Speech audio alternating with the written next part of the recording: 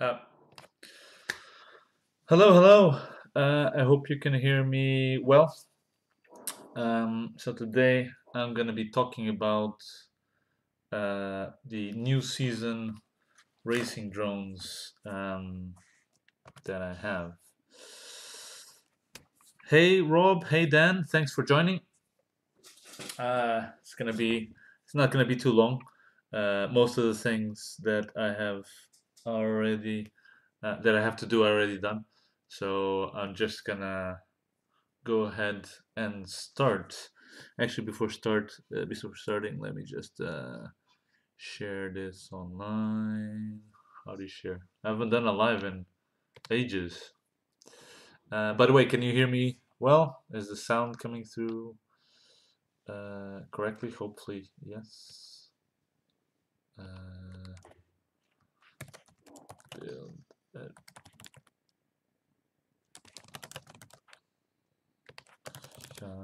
Build the drone. Public. Sounds good. Excellent. I'm just sharing this on Facebook, and then we can begin.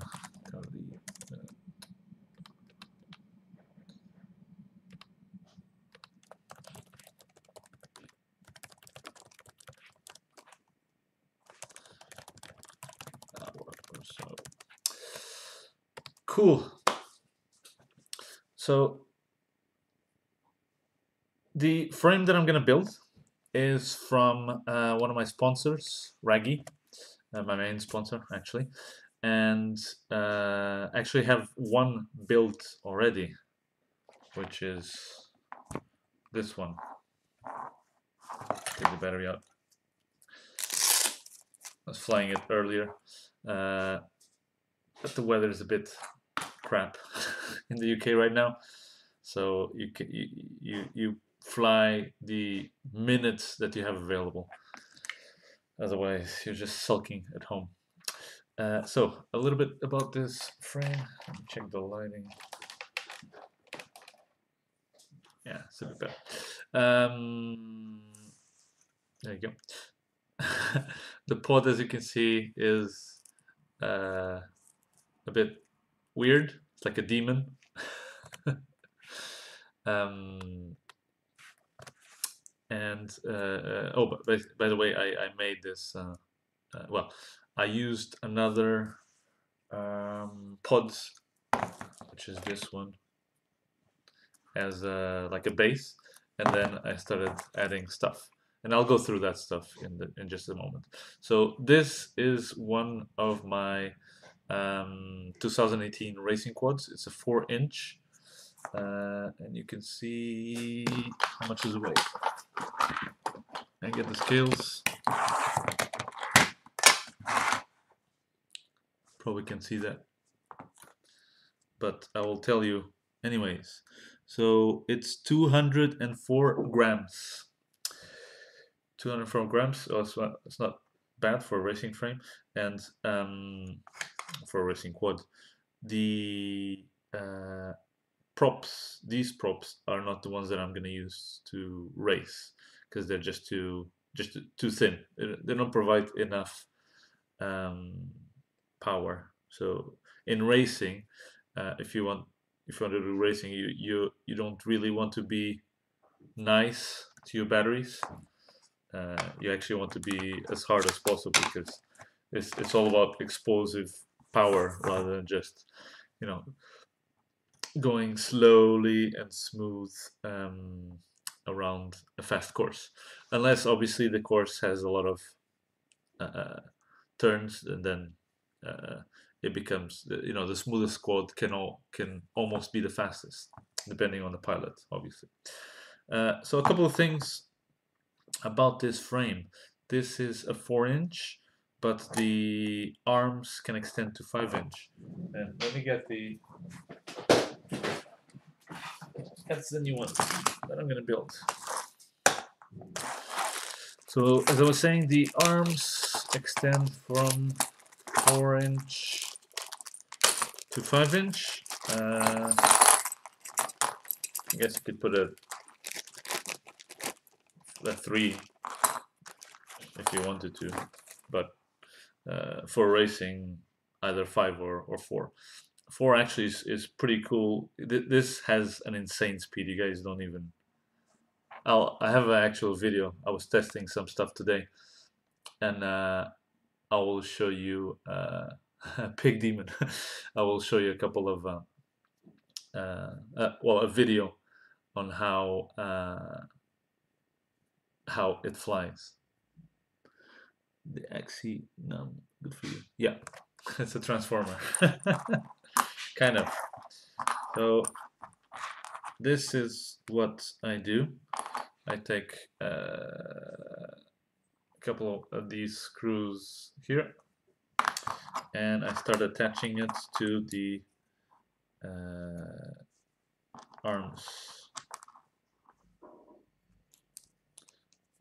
So because, I don't know if you can see this, but this has several mounting holes depending on how you want to mount the arm. So the 2 outsides with the 2 of these would be 5-inch, and then 4-inch, and then 3-inch. I don't think it fits because the holes don't line up.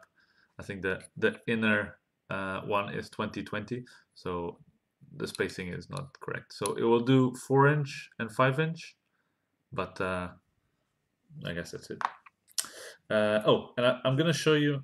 I'm gonna do a video about this, but you guys on the live stream are gonna be privy to this information before anyone else. Well, if anyone watches the live stream, they'll be able to see it too.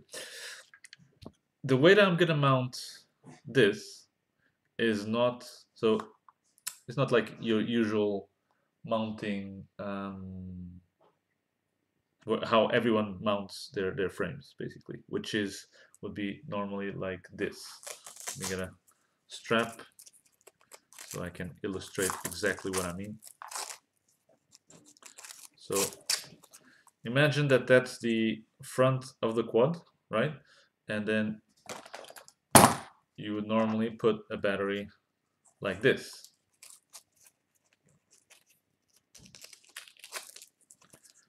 Right? And that's the front of the quad. This is the back. You connect the battery to the quad, and that's it. You fly away. The problem with this is that certain batteries make it so your quad is always tipping to the side. So what I do in all my quads is I assemble the battery sideways. That means that when it tips, why, you might be asking.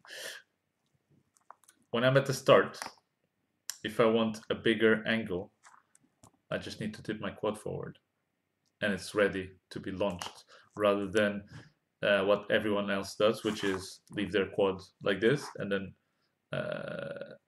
normally they would go up and then forward, and this takes away that that middleman, and makes it so whenever I throttle, the quad just goes forward right away. So this saves a ton of time in takeoff in a race. And yes, I'll be doing a video a bit more thorough talking about this, but I guess you get the gist, right? It's not too complicated. In a regular quad, if this is the front part, doesn't really, well, in this case it kind of does, but normally the quad tilts to the side when you have a battery like this. And with this type of battery placement to the side, the quad just tips forward, or obviously you don't want to set it back, so you just tip it forward so you're ready to go when you want to go.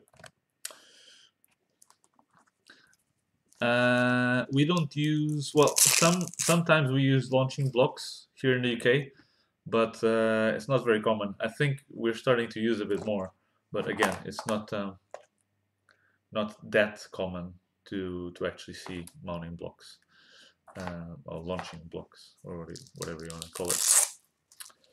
Right, so let's start attaching the arms.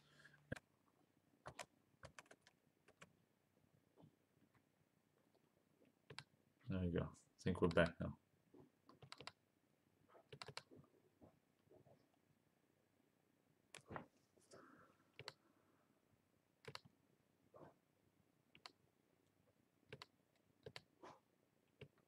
So cool.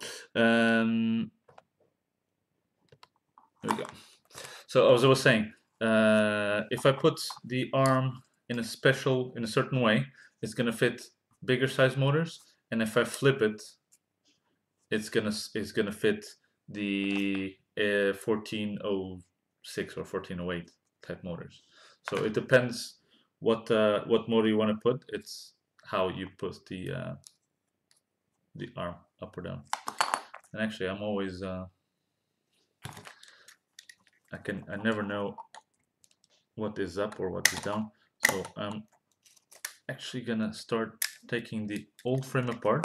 So what I'm doing is I'm gonna use the components that are here on this frame, which is my racing frame, and I'm just gonna put them on this new frame. This is also, so I don't know if you noticed, but this is the same as this. This is also by Raggy, and what I plan to do with it is just use this frame as my training frame. So it can take a lot more punishment, and I was out today crashing it hard into the ground, full speed, and all that happened was a couple of bent props. It's because basically this frame is um, so light that it doesn't really, if you crash into something, it's not gonna really damage the frame like a 5-inch would. Actually, before we continue, I'm just gonna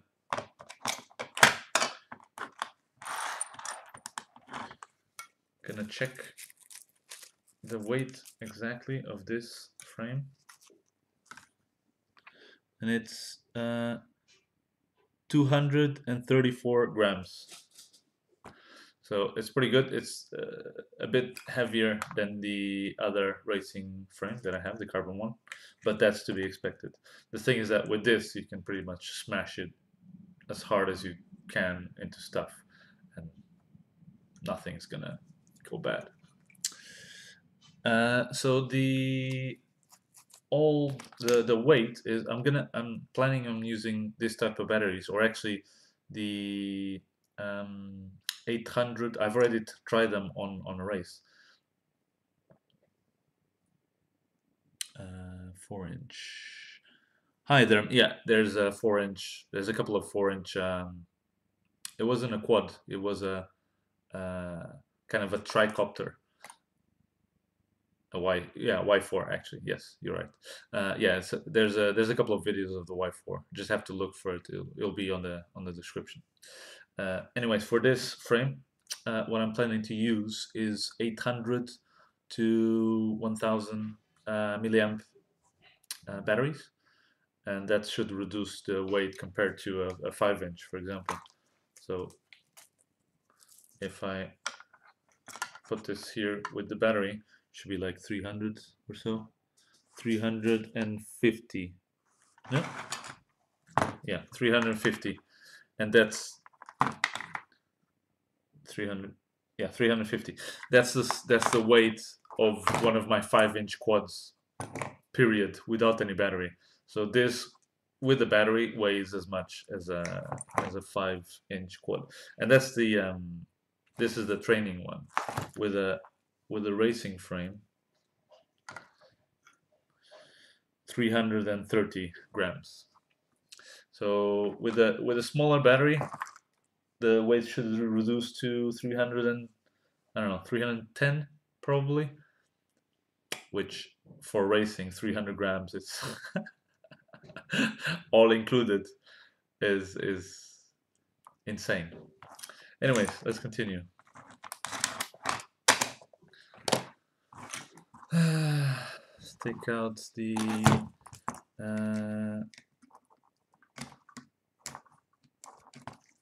stuff that's locking the arms here. Oh, and I'm also gonna give you a tip. Fly times, Dan. 2 minutes, 2 minutes and 20 seconds, and that's basically a full speed. That's what races here in the UK normally take. So it's 2 minutes flying. So it doesn't matter if I'm full throttling or not. Probably trying to go as fast as possible. But unless it's a huge course with a long straight, I don't anticipate running out of battery even with an 800 milliamp battery. Right, where is my tools?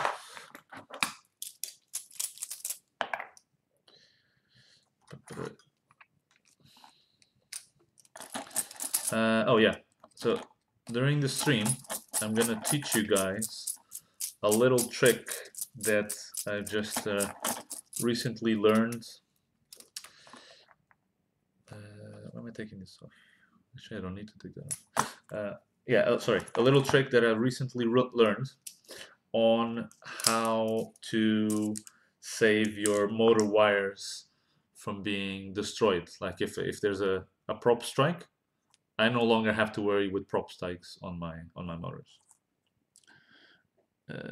Are those batteries able to provide enough amps for 5-inch? Yeah, definitely. I've used the 800 milliamps on 5-inch. Actually, I use both my LiPo. What's this?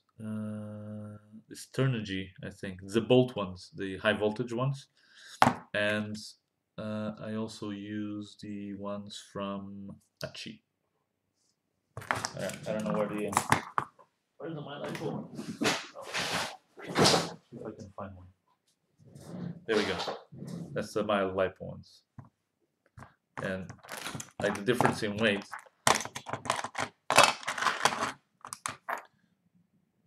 So my LiPo is 111. Achi is 127. And then the Bolt is 124. So 10 grams. And then these ones, so basically my training batteries, the graphene, Turnigy, because they last forever, are 176. And they're 1300. It's crazy. So the difference between 176 versus 111 for racing. That's my new standard. The 850 my LiPo. The problem with these is that they're very fragile. So that's why you see them all wrapped up in stuff. While the Turnigy ones, I can like smash it into a wall. It won't even care. Fudge passive tops.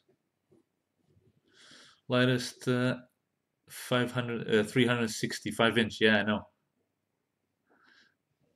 Yeah, with and if you start adding GoPros and stuff on top, that's gonna destroy it even more. You're gonna have like a 700 gram quad for a race versus a 300. Doesn't even matter if I'm going too fast. It's gonna be super hard for you to catch up. And that's actually something that I've noticed, like when I'm racing other people. The last time that I was racing a couple of people, it seemed like they were just stopped in the air because of the insane power that this had. All right. So just gonna take the motors out from here. All dirty. Actually, let me show you how this was flying today, while I'm taking the motors out. See where it is. Is this one?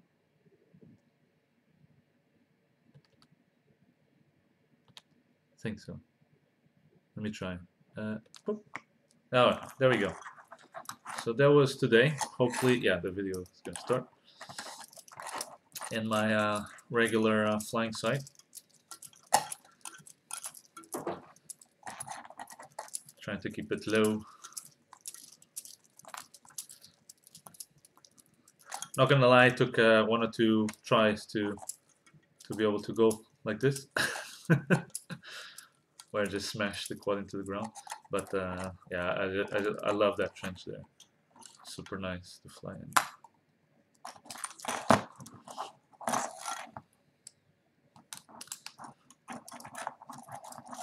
And this is with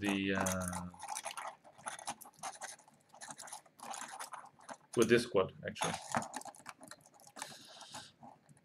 Here I think there were some guys in motorbikes coming at some point. Then I crashed into a bush. Oh my god. Yeah, there they are.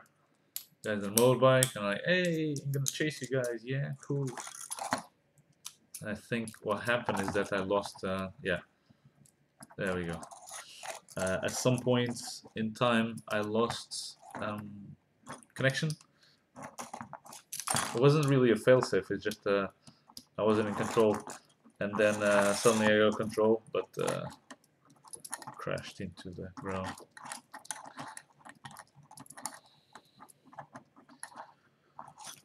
Oh, it's hard work. It takes me a couple minutes to go and get the quads. I think I do a couple more flights after that. Hey, Reggie. Yo. So on this frame with the components that it has and like 850 milliamp, 2 minutes 10, 2 minutes 20, pushing it hard, like a full power in a racing course. Okay, so I got all the motors out, and now I just need one motor to see how this is supposed to be placed. Yeah, so I think it's this way. I'm gonna put a screw there at the ends.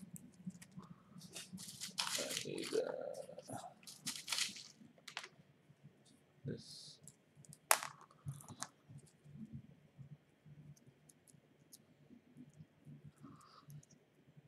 Yo, I think I'm getting closer to where the quad is. Some point you're gonna see like a hand picking it up.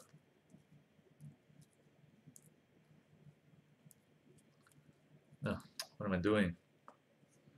I forgot the other top plates. There you go, I'm picking up the quad now. So, this is what I'm doing. Putting up a screw on one of the arms. And notice that I'm putting the screw on top. I'll show you why afterwards. Come on. There you go. And there. Now this is a bit of you might not see it, but I was actually walking and flying through the remote while I was walking, which is not ideal. Okay, it seems to be correct. So we have the correct positioning of the arms, and then obviously I screwed up with the positioning of the top plate. There we go. Took its time, but we're there. The cool thing about this design is that, again, this is a frame by Reggie, if you're just joining. The amps are not correct. They're just estimate. So don't focus on that. Okay.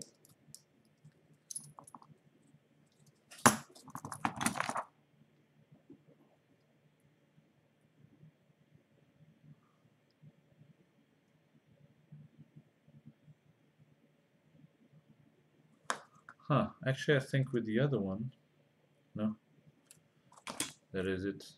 Right, so one arm down.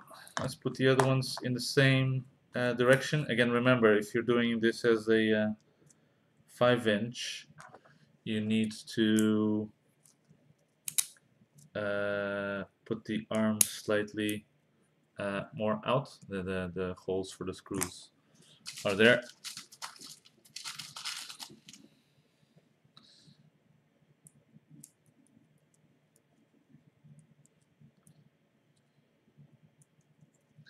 I think I'm gonna fly the quad a little bit more now at full throttle, pushing it, see how fast it can go. Another arm here.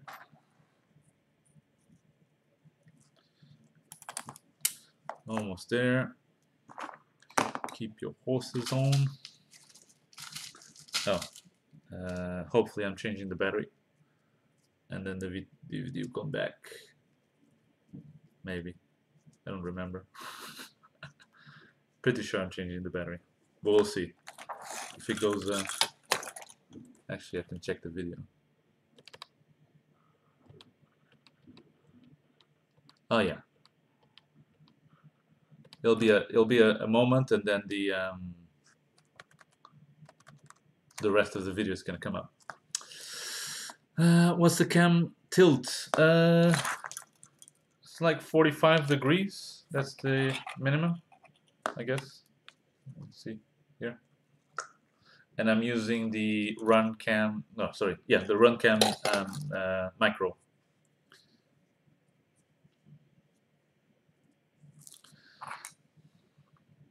And yeah, you can put a lot more, but then you need to be man enough. I think we dropped there for a second again. Right, so you should be able to see now the base frame complete. And I think, I'm not entirely sure, but I think Raggy sent me a wrong top plate, because this is a bottom plate. Oh, net drop, yeah. Yeah, I'm pretty sure that this top plate is supposed to be smaller. Raggy, can you confirm if you're still around? Is the top plate going to be the same as the bottom plate? I think on this one it's different, because I don't see the sides. I think it's slightly smaller, thinner. Anyways, let's continue. So after putting these four, and I said, I'll explain why. Basically, this is to prevent prop hits. The design on this frame allows you to, let me take away all the rest of the other frame.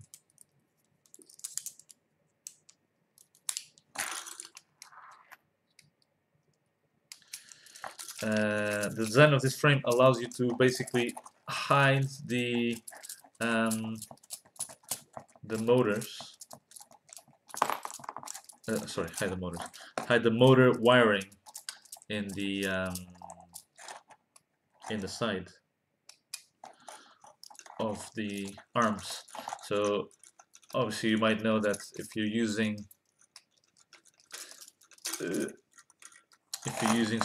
super light frames like this, one of the things is that you're not going to be able to use ESCs on the arms. So you're probably more likely to use 4-in-1 ESC here in the middle. I mean, you can use it, but there's not a lot of space for you to put a ESC on the arm here. So my recommendation is use a 4-in-1, like the one I'm using here.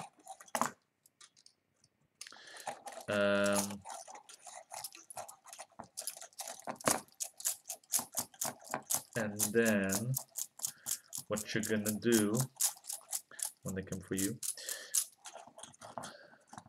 Wait a second, let me take this out.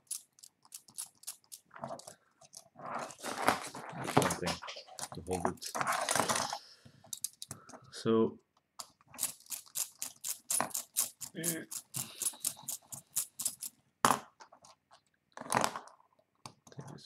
2.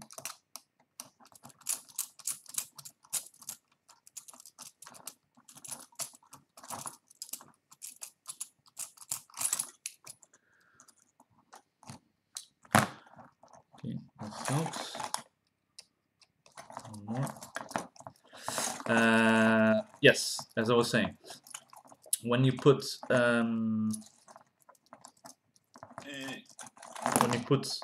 4-in-1 ESCs, what you're gonna do then is like trace the wires instead of being on top of the, I don't know if you can really see it here, instead of being on top of the carbon here, I put them on the sides. I don't know if you can really see that, but see the trace, the motors are coming in the right side of the arm. So if you put all motor wires on the inside of the frame, the props rotate like this. If you can see. So if a prop bends like that, what's going to happen is it's going to hit the carbon fiber in the body, not the motor wire, and you know, prop versus carbon fiber. Carbon fiber is always going to win.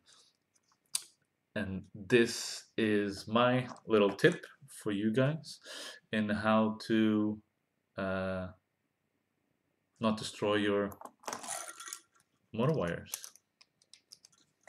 Again, I'll probably do a video, a more detailed video on this at some later points.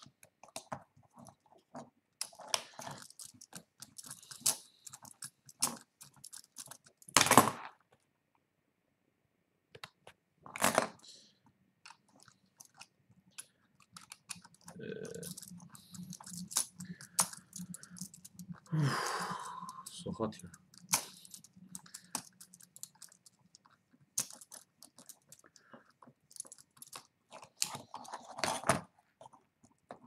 It's even going. Yes. I think there's one more. Then I should be able to take this all apart. There we go. So here's the magic on the inside. What I'm doing is I'm using, let's take it all out.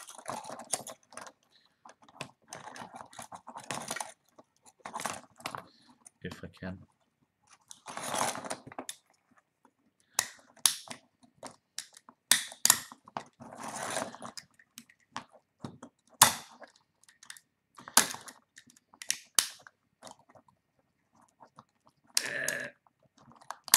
Jesus. There we go. That's another frame for another time. And this is going to be our main frame. So, here's what I'm doing. I'm using a 4-in-1 ESC with, I think it has 5 volts out. Maybe not this one. Maybe this one doesn't have. But that's alright. What I'm doing with this 4-in-1 is that it's applying 4S, so 16.8 volts directly to the flight controller, which is 20 by 20. So this is an Omnibus F4. The cool thing about this flight controller is that obviously it can take direct LiPo power, and also it already has OSD inside. Now, why am I doing this? Why am I not just using a regular flight controller, you know, the same size of the ESC?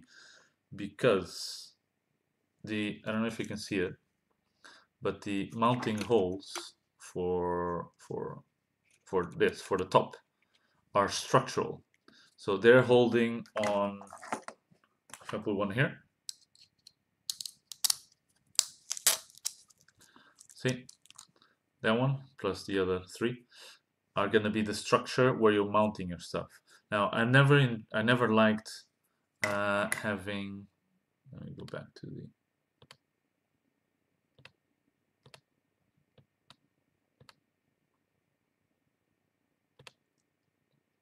There we go.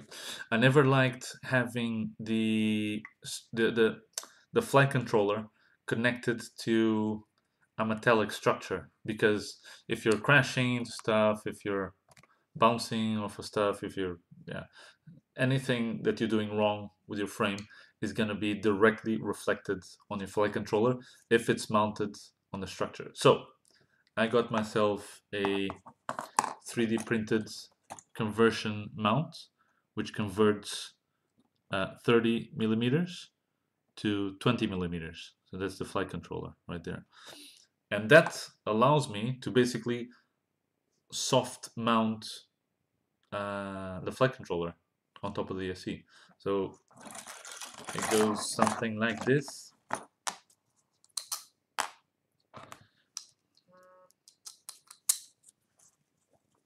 There's this here. You need a little riser.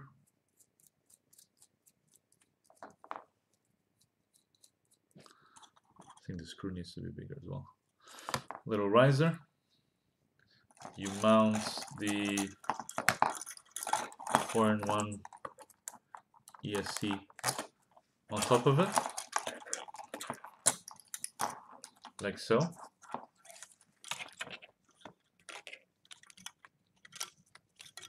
don't know if you can see the riser there. There we go. Yeah, same for the other 3 screws. Then you assemble the flight controller, which is this one on top here, on top of the screw there.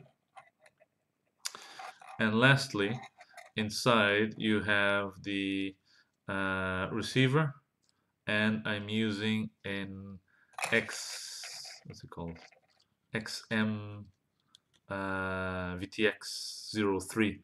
I don't know exactly which ones. I'll see if I can find it, and I'll put it in the description of the video, because these are super good, and they do 25, 50, and 200 milliwatts. So if you're not in the racing, and if you're not in a race and you want to just go out and fly without the dangers of losing your quad because you lost reception with your video, so you can just press a couple buttons here to change that frequency. And then this frame, this pod that well, this is the one from Thingiverse. I since redesigned it with the horns. Just mounts there on top. But you can do this with, obviously, you can print any 30 by 30 millimeter pod and just place it there on top. It'll work exactly the same.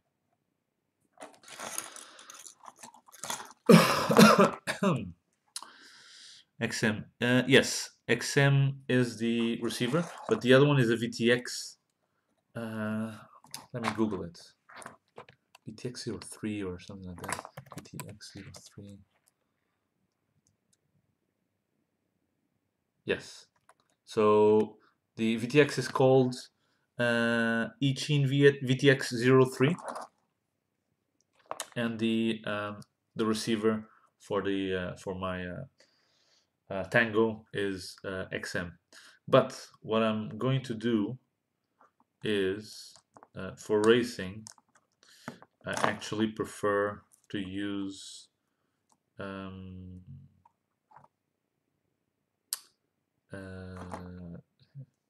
blanked out. Crossfire, sorry.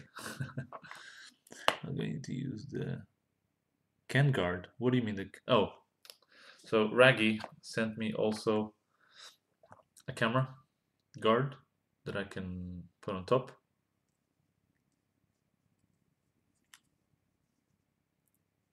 There we go, like that. The problem with this, so I was testing racing today, and even though this is quite nice, quite secure, hitting it at full speed into the floor, this is not going to do it. If you're just freestyling, definitely I recommend this this top frame, but because yeah, with racing you're going much faster, so if I'm pretty sure that that into the floor is gonna start breaking.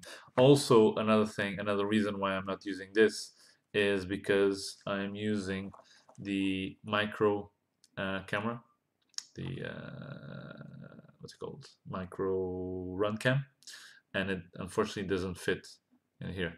This is for the mini, the like the, what's it called, the split, or the other mini, like this, like that.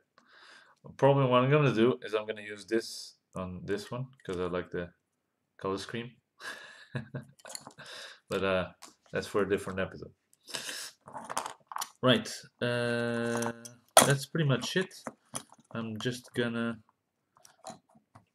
actually I'm gonna remove this top part, and I'm gonna be adding one of the demon ones, and I'm probably gonna, this is an older frame, I'm probably gonna change a couple of components, and I'm gonna move this into this frame and use it as a training frame. Like, if you guys are racing hard and crashing all the time and still want to use like a small frame like this would be the ideal. I mean, I crashed so many times today. Let me see if actually I can get a couple more videos of me smashing as fast as I can into the floor. Where is it? The SD cards. Give me a second, I'll show you guys.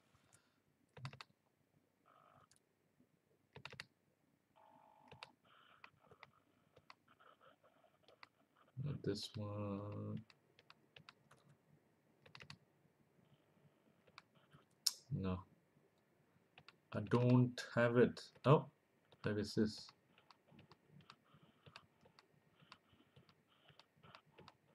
Well, it has a couple of smashes actually. Let me show you this one. 41. See if I can do this. SD card. Sim. 41.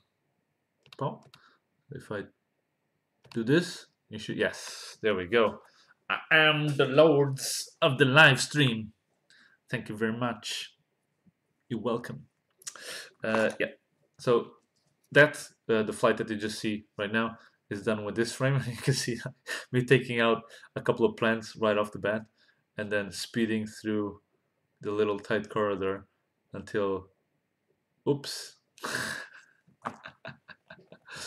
Let me see if I can find another one. What's the 41? 41 I crashed right off the bat. It's me pushing the quad to go as fast as possible. Let me see if I can change this.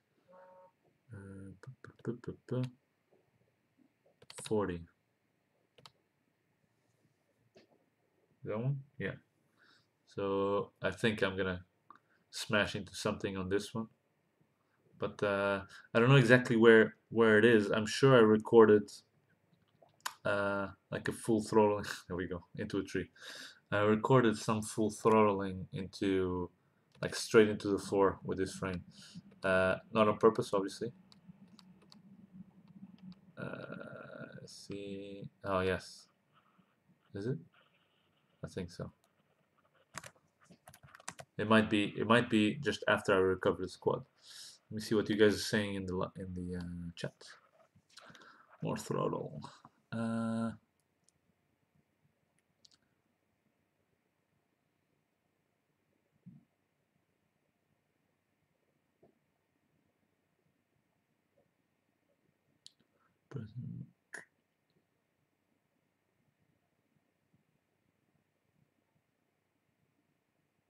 Hmm.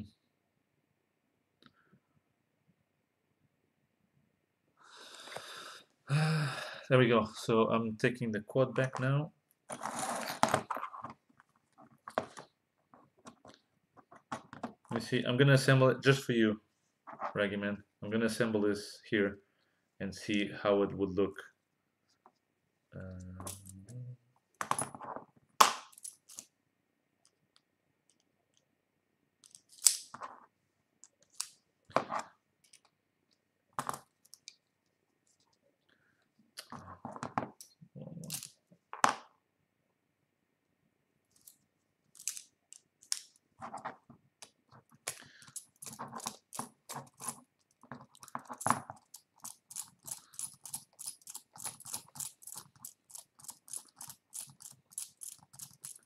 Okay, that's sufficient there, I think. Where's the... Let me nick this one from here. So I don't know if you just saw that a moment ago. Smack into something full speed.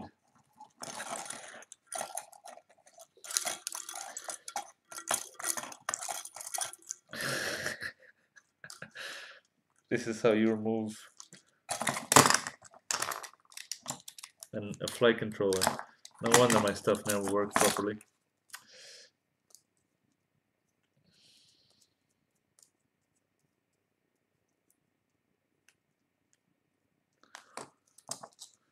There you go. Actually, I got the wrong one. That's all right.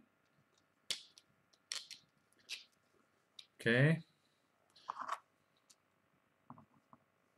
Where's the... Oh, it's on the wrong one. There we go. So, for all of you and Mr. Raggy that are curious on how this would look, this frame would look with a with this top added on. Let me build it up for you.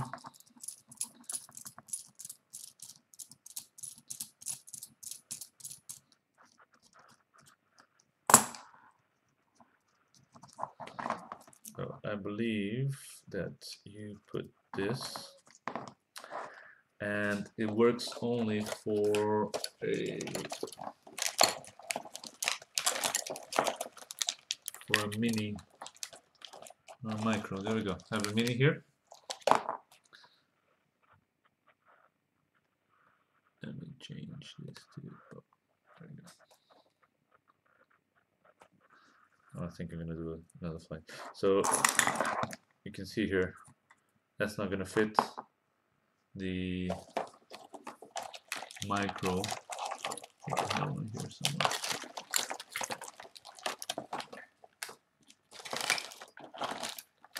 There we go.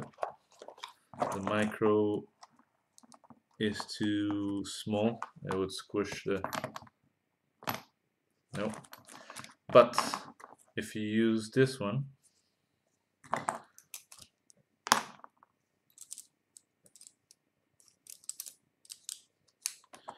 it should work perfectly.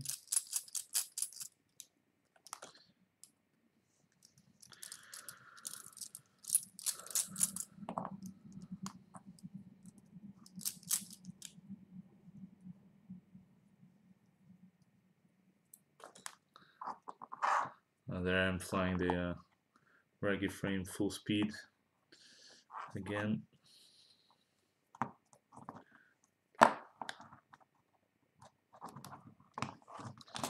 Just take this out from here, it's easier.